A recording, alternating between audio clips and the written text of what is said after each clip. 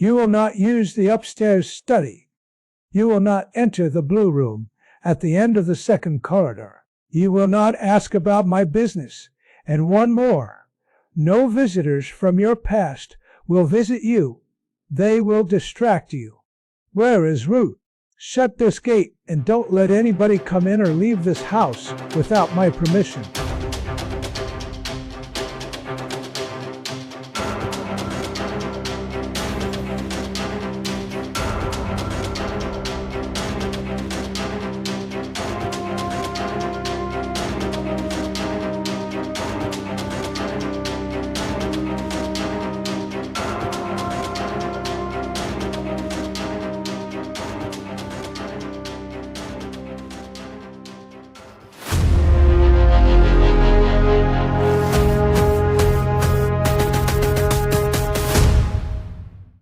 In the one-room house at the edge of town, Ruth counted the cracks on the wall to keep from crying.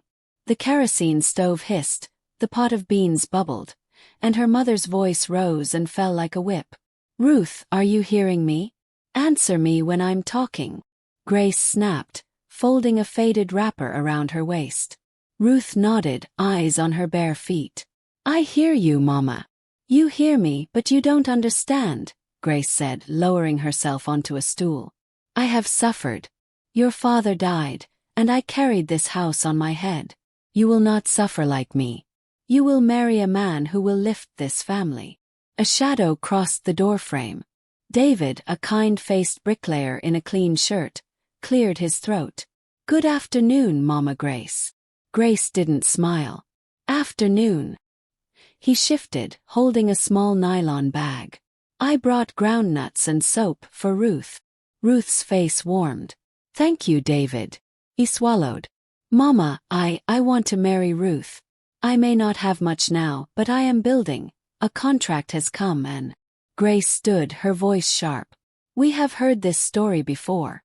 Contract is coming. Money is coming. Will we eat promises? Will Ruth wear hope like a dress? Leave my compound. When your pockets grow, come back." David's jaw tensed. He set the nylon down. "I love your daughter." "Love does not pay rent," Grace replied. "Go." He left, shoulders stiff. Ruth's fingers trembled. "Mama, he's a good man." Grace slapped the air. "Good men are plenty. Good money is rare. Eat your beans." That night, when the generator in the neighbor's compound coughed into silence and the whole street fell into hush, Ruth lay awake listening to her mother's careful counting. Coins and crumpled notes. Each soft tap on the floor a reminder that survival was a calculator with no mercy. Days later, Justin came with a small bouquet of roadside flowers. Grace met him at the door and sent him away before his hello could fully form. Alex followed a week after, holding his mother's gold earrings for bride price. Grace looked at the earrings, weighed them in her palm, and shook her head. Not enough. Ruth stood behind the curtain, heart breaking in quiet pieces. Then Mr. George arrived. He came in a black car that gleamed like water at midnight. Men from the street came out to stare. Children ran beside the car, chanting. The driver, Isaac, stepped out first, opened the back door, and helped Mr. George ease himself to his feet. He was very old. His hair was silver and neat, his walking stick a polished dark wood. His smile slow and practiced like someone who bought smiles by the dozen. 2 gold rings glimmered on his left hand. Grace's voice changed. "You are welcome, sir." Ruth stood small in the doorway, her throat tightening. Mr. George's eyes moved over the room like a king examining a village, then settled on Ruth. He nodded, approving. "You are the one." He handed Grace a sealed envelope. She didn't open it. She weighed it in her hand like she weighed the gold earrings, and her eyes shone with a greedy kind of hope. "God has remembered us," she whispered. Ruth looked at her mother, then at the man who could have been her grandfather. "Sir, why me?" Mr. George smiled. "Because you are obedient. Quiet. And I reward obedience." Isaac glanced at Ruth and then away, as if the floor had a story he preferred. That night, Grace spoke softly to Ruth, as if coaxing a child to take bitter medicine. This is your future. House, a car, respect. You will not die in poverty like me. Listen to me for once. Ruth cried, but Mama, he is too old. He is rich. Grace finished the sentence for her. He will protect you. He will pay your siblings' school fees. He will give you a name. What about love? Ruth whispered. Grace's mouth trembled, then hardened. Love is for girls who can afford it. The next week was a blur of wrappers and lace fabric, of borrowed gelly and borrowed smiles. The small church was full. Some people whispered, some clapped. Mr. George leaned to her ear, his breath warm and heavy with cologne. Smile, my dear. The camera is watching. The mansion sat behind high white walls in a quiet estate that smelled of trimmed grass and rich secrets. Isaac carried their bags.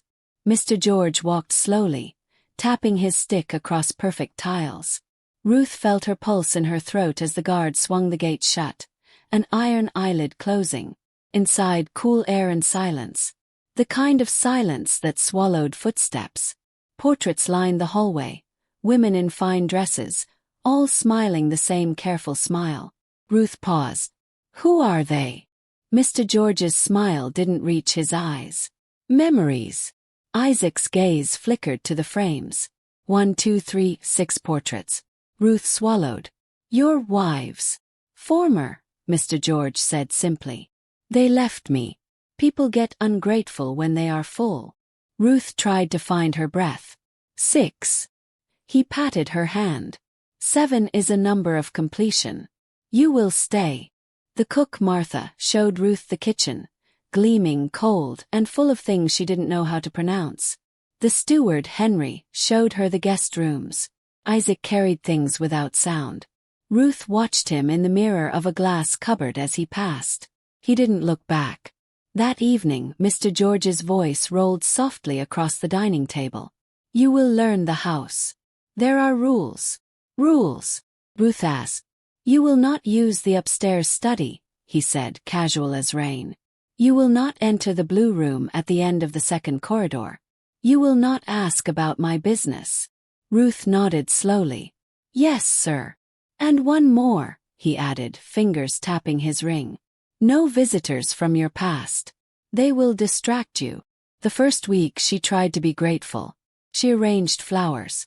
She learned the switches. She forced her feet to enjoy plush rugs and her tongue to enjoy strange soups. Mr. George napped after lunch and woke at sunset with the calm of a man who had never begged in his life.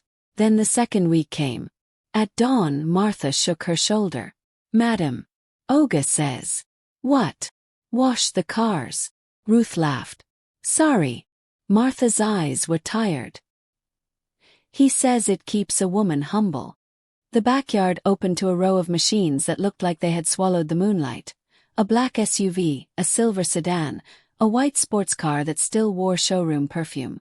Ruth stood with a bucket, the cold water biting her skin. Foam slid over the curves, bubbles popping like tiny, mocking laughter. At night, she lay beside him, stiff as a stick. He snored softly like money sleeping. She stared at the ceiling and counted the seconds until dawn. The third week, a boy came to the gate. David. The guard, eager to please, called the steward, and the steward called Isaac. Isaac walked to the gate and stood like a wall. I want to see Ruth, David said, voice steady. Isaac's eyes were stone. There is no Ruth here. David's jaw clenched. Tell her I still love her. Go home, Isaac shouted. From an upstairs window, Ruth watched David's shoulders fall. He walked away slowly, the sun on his back, the dust rising to swallow his footprints. She pressed her palm to the glass. Her breath fogged a small circle and she whispered into it. I'm sorry. That night, the portraits in the hallway looked different. She stood in front of them alone, the house humming with air conditioners and absence. 6 women with careful smiles, all trapped forever in frames. Ruth imagined them stepping out, tired of posing, eager to finally speak. She turned away, heart beating a little too fast. At 12:03 a.m., a faint sound traveled the corridor, the soft click of a door that shouldn't open, the ghost of footsteps heading to the locked end. Ruth held her breath. The blue room. She pulled the bedsheet to her chin and shut her eyes like a child who believed darkness couldn't see the frightened. In the morning, Mr. George's eyes were brighter than usual. He kissed her forehead, dry, precise. "I'll be back late. Be useful." She washed the cars again. And again the next day. By the 5th day, her palms had tiny cuts that stung in the cold water. Martha wrapped them in gauze, shaking her head. "You're not the first to bleed here." Ruth's voice was a whisper. "What happened to the other wives?"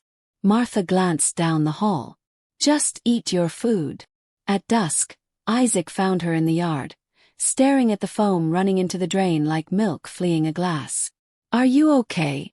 She nodded, then shook her head, then laughed in a way that wasn't laughter. "I married a promise." He looked at her properly for the first time.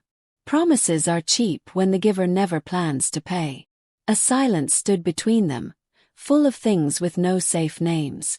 That night, she listened for the footsteps again.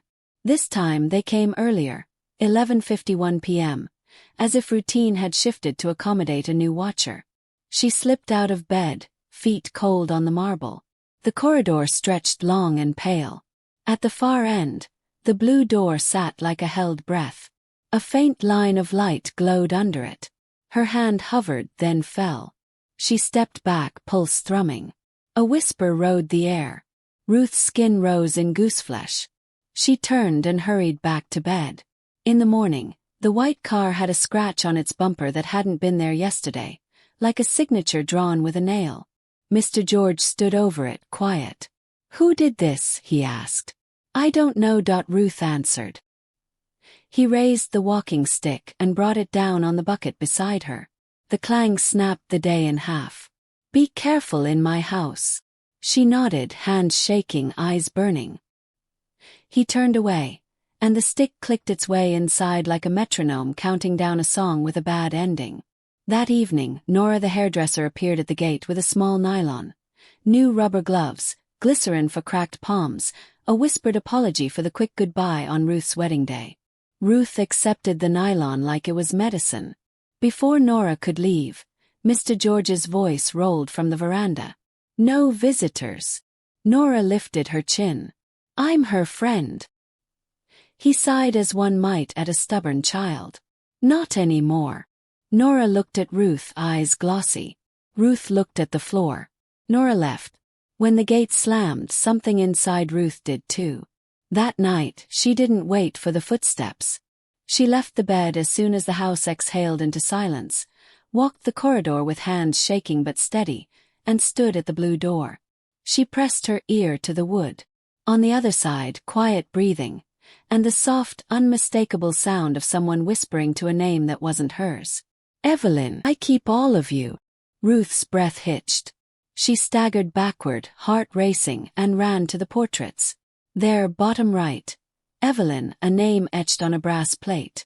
Ruth pressed both palms to the wall to keep from falling. The next morning, sunlight spilled gently through the window. Soft, golden, innocent. But to Ruth it felt sharp, almost mocking. The house that looked like paradise now breathed like a trap. Every tick of the grandfather clock reminded her that something inside these walls wasn't right. Martha, the cook, placed breakfast on the table. Yam, stew, and boiled eggs. But Ruth barely touched her food. She glanced again toward the corridor. The blue door glimmered faintly from afar, its paint smooth, untouched. "Madam, you didn't eat," Martha said softly. Ruth looked up. "Martha.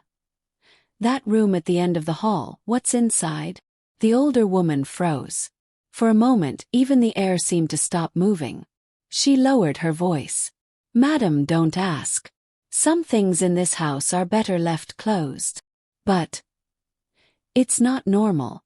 I hear footsteps every night. And I know I heard a voice." Martha's spoon clattered against the plate. Her eyes darted to the staircase. "You didn't hear anything. And if you value your peace, you'll stop saying that aloud. The walls have ears here." "Did something happen to the other wives?" Ruth asked. Martha hesitated. Her lips parted, but before a word could form, Mr. George's deep baritone voice echoed down the hall. "Ruth!" Both women jumped. Martha quickly gathered the plates and hurried away. Ruth stood, wiping her hands on her wrapper. Mr. George appeared in the doorway, dressed sharply in white, holding his cane. His gold wristwatch caught the light. "Yes, sir," she said quietly. "Come." He led her outside to the garden, wide and beautiful, with fountains and roses that smelled like rain. But near the far end something stood out, 7 small, evenly spaced mounds. Each mound had a single flower growing from it. Ruth froze. "What's this place?" Mr. George smiled faintly. "A memorial garden. For things I've lost." "Things," she repeated, her voice faint. He tapped her chin lightly with his walking stick. "Don't frown.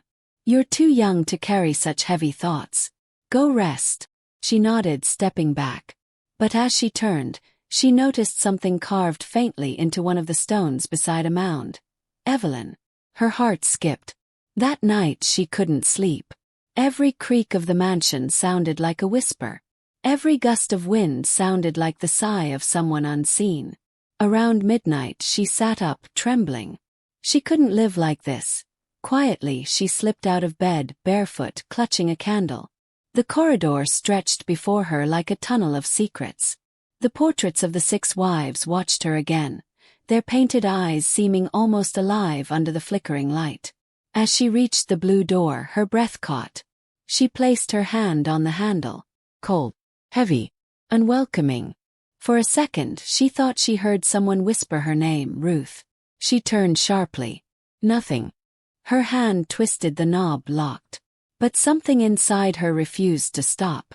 She dropped to her knees, reaching into her wrapper for the small hairpin she'd kept since her wedding.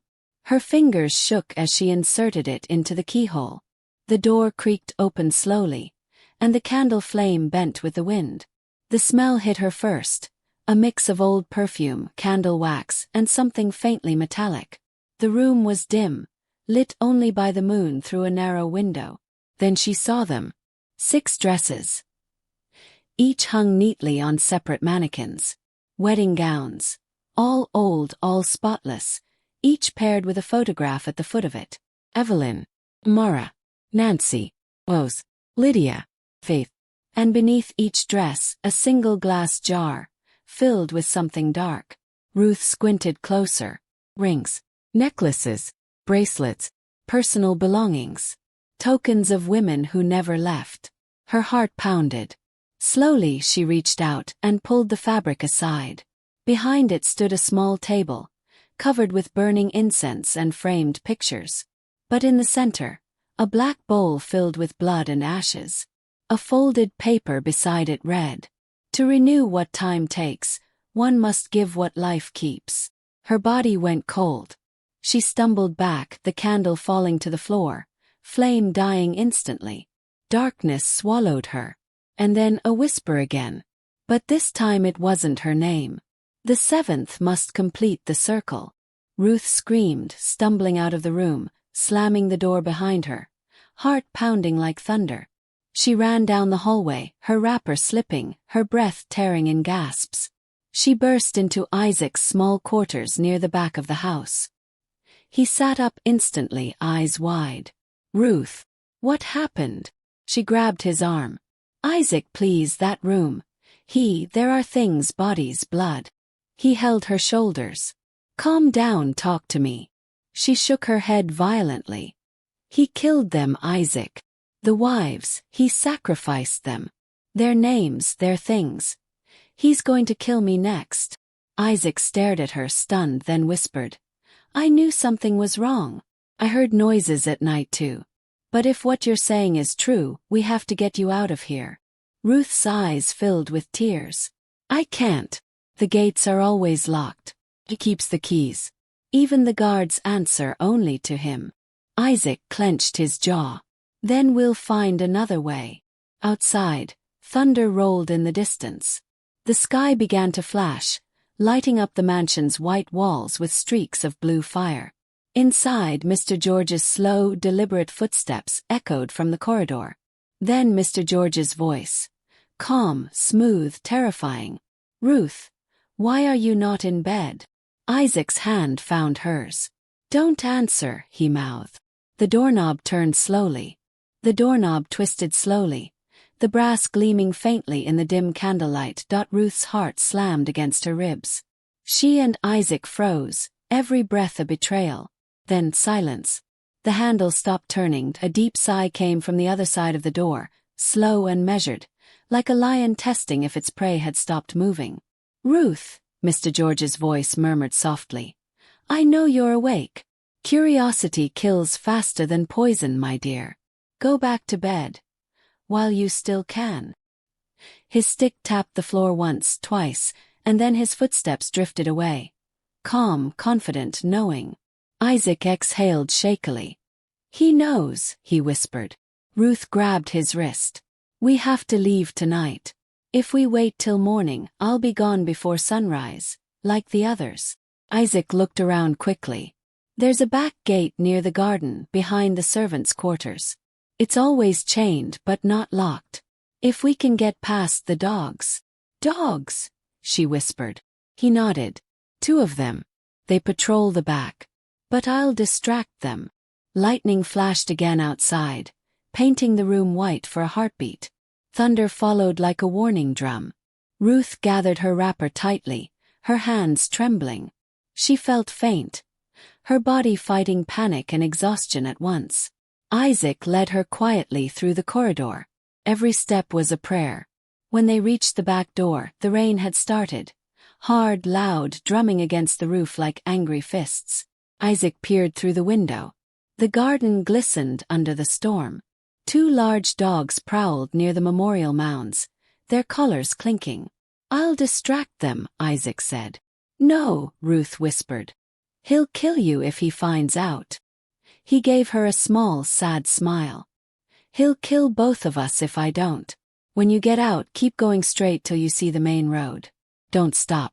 Don't look back. He opened the side door, stepping into the rain. Ruth hid behind the curtain. Isaac whistled softly. The dogs lifted their heads, growling. He threw a stick toward the opposite end of the garden. They barked and ran toward it. Isaac followed them, shouting, Go! Now! Ruth ran.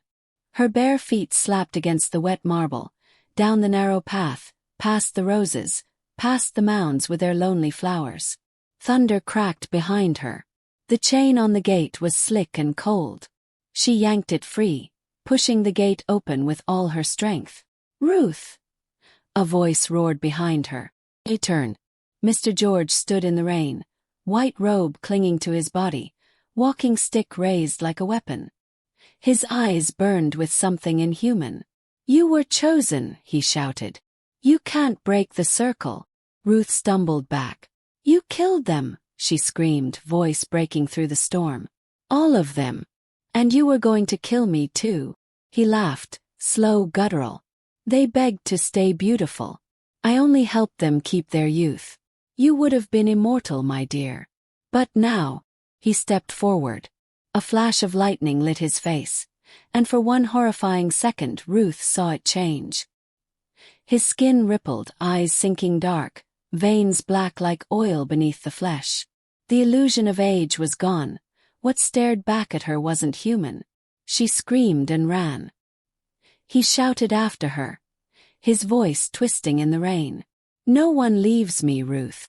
You are mine until death. She burst through the open gate. Her feet hit mud, stones, puddles. She didn't care. She ran until the mansion was only a ghost behind her. And then silence. No footsteps. No voice. Only rain. She collapsed near the main road, gasping for air, her body trembling. Headlights flashed ahead. A van slowed down. The driver, an old farmer, jumped out. Madam, are you all right? Ruth could barely speak. Please help me. He wrapped her in a blanket and drove her to the nearest police station. 3 days later, police vehicles surrounded the mansion. Officers moved in and out with flashlights, their boots crushing the soaked grass. "Ma'am," one of them said to Ruth, "we found the room you described. 6 preserved gowns, personal belongings, everything. But the man, Mr. George, is gone. The driver's body was found near the dogs. We're still searching." Ruth's heart broke. "Isaac!" The officer lowered his gaze. "He saved your life, but I'm sorry we lost him too." Ruth nodded slowly, tears mixing with rain. The house carried whispers she could almost recognize. Evelyn, Amara, Nancy, Rose, Lydia, Faith. And somewhere within, Isaac's name joined them.